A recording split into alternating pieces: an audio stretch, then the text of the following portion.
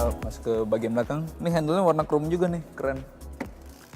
Kita mengatakan bahwa ini one touch tumble, artinya dengan satu kali tarikan tuas bangkunya terlipat sempurna. Nah,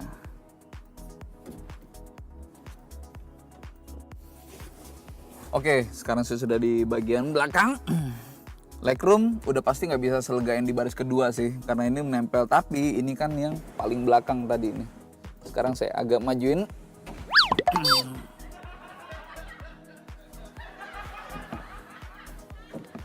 Majuin.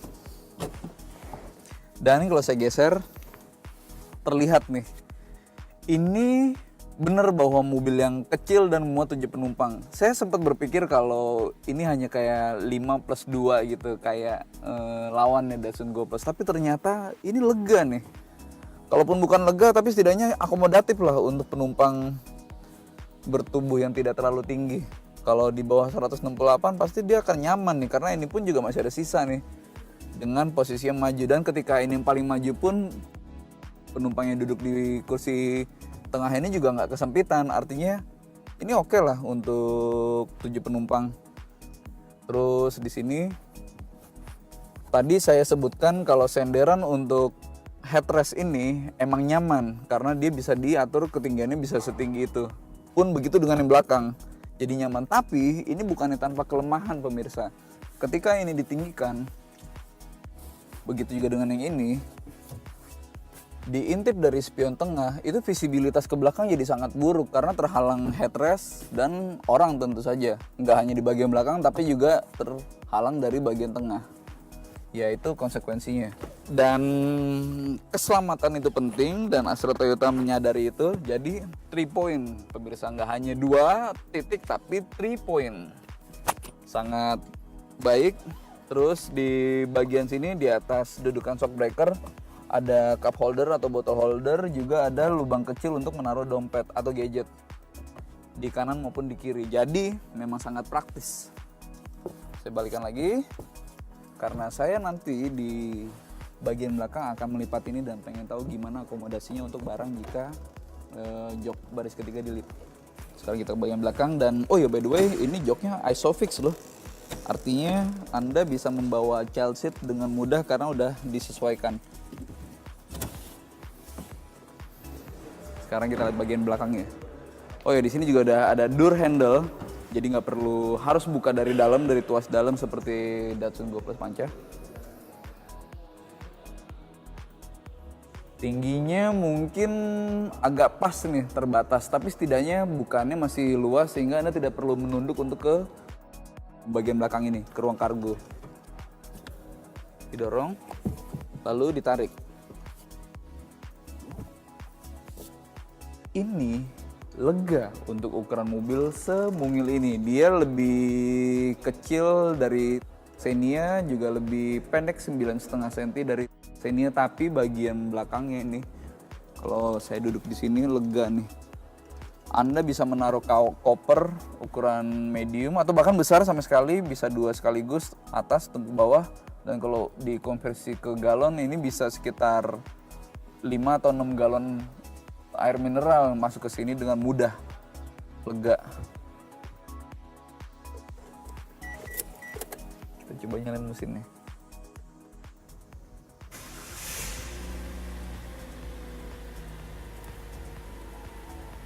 Halus banget dan suaranya pun wajar ya untuk ukuran mesin 1200 cc 4 silinder.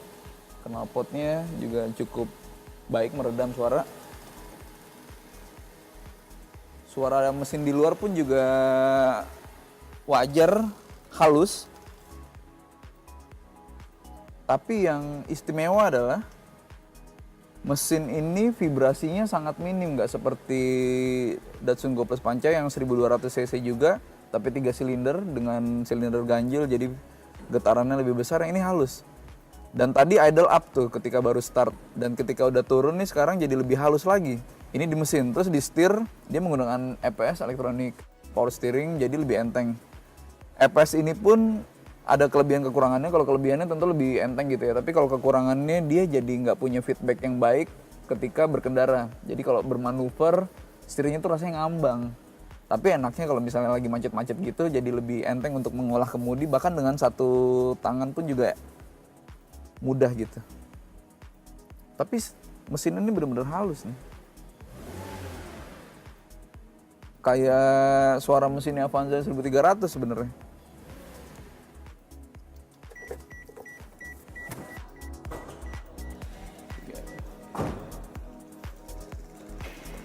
Tidak seperti kembarannya Sigra, Calya hanya memiliki satu pilihan mesin, yaitu 4 silinder 1200 cc.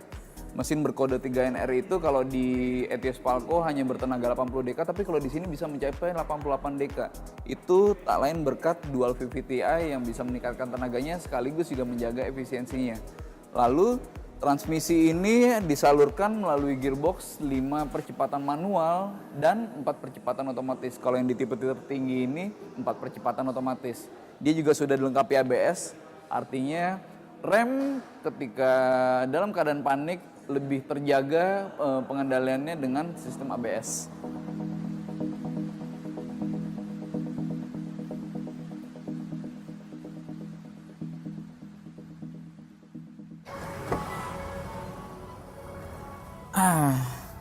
Nah, sekarang saya sudah berada di Calya yang tipe murah, yang E bertransmisi manual. Beda nih sama yang tadi di dalam itu, ini di showroom itu Calya G Matic. Nah, ini bedanya nih, kelihatan nih setir kalau di yang versi mahal itu ada aksen aluminium, kalau ini enggak nih, ini satu warna semuanya. Terus transmisi berada di sini, ini mirip dengan Grand Max, mirip dengan Datsun Go Plus Panca lokasinya. Tapi kalau bentuk transmisinya nih mirip banget dengan Daihatsu Grand Max. Begitu juga dengan tuas rem parkir ini. Jika yang versi mahalnya ada aksen chrome, di sini enggak. Ini semuanya single tone. Tapi hebatnya nih, dashboard masih duo tone nih. Ini coklat gelap, yang di sini abu-abu gelap. Terus joknya pun juga menggunakan warna coklat gelap. Masih kelihatan rasa mewahnya gitu. Tapi yang menarik adalah buat saya, meskipun ini adalah tipe yang murah, bahkan paling murah, masih menggunakan perlindungan dual airbag, baik di pengemudi maupun di penumpang nih di sini, penumpang depan. Sementara bagian AC-nya sama, semuanya pengaturannya pun begitu dengan pengaturan spion, semuanya masih elektrik, tapi nggak bisa auto folding. Terus power window pun juga keempat-empatnya power window, jadi nggak perlu repot ngengkol, dan masih ada manual untuk turun. Tapi kalau untuk menutup masih mesti dilakukan sendiri. Selebihnya saya merasa kalau mobil ini tetap sebuah mobil yang potensial dan tampilannya nggak semewah yang versi atas, tapi dia tetap menarik. Oke, sekarang kita langsung coba aja nih. Ini mesin udah dinyalain. Bener dugaan saya bahwa peredaman kabinnya sangat bagus, suara dari luar ini bener-bener jauh dari kesan mobil LCGC yang murah. Suara mesinnya halus, terus vibrasinya pun juga sangat minim. Tuas Persnelengnya juga enteng nih. Posisi juga enak nih. Tadi kalau Matic emang kita tinggal maju mundur aja gitu, tapi kalau ini geser-geser pun juga sangat enteng tuh. Saya bahkan bisa melakukannya dengan 2 jari.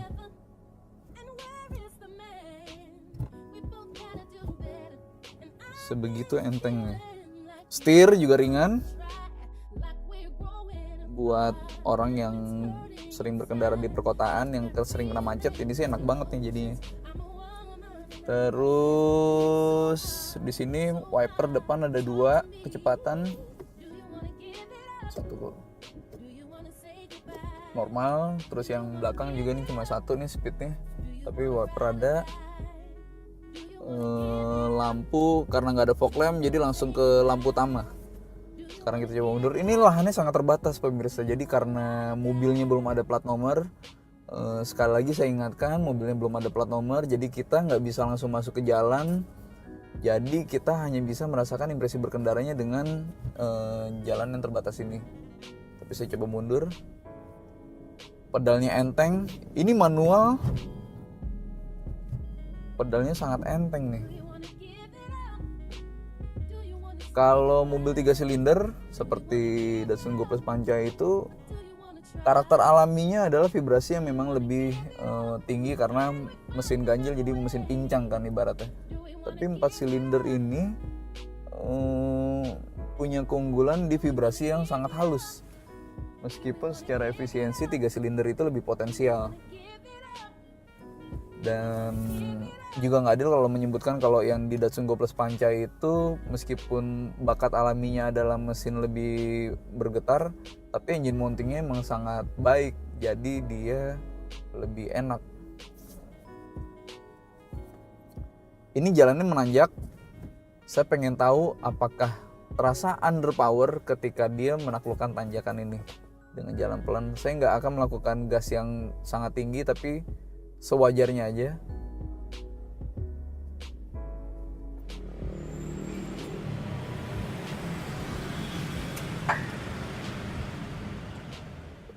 Mudah sekali itu. Sekali lagi. Oke, kosong. Kebantu banget nih karena koplingnya, pedalnya enteng, jadi nggak menyusahkan. Sekarang saya coba lagi.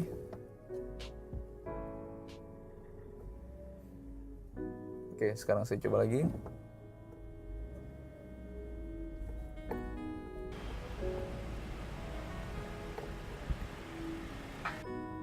Enteng.